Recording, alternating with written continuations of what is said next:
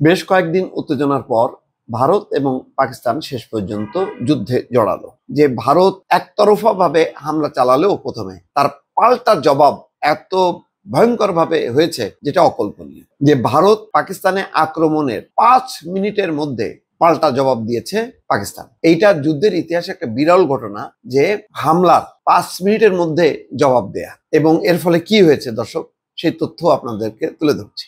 পাল্টা হামলার মধ্য দিয়ে দুই দেশেরই ক্ষয়ক্ষতি হয়েছে। তবে ভারত হামলা করে হাড়ে হাড়ে টের পেয়েছে তাদের কত বড় ভুল হয়েছে বা পাকিস্তানে যে রীতিমতো তারা ফাঁদে পড়েছে। কিরকম?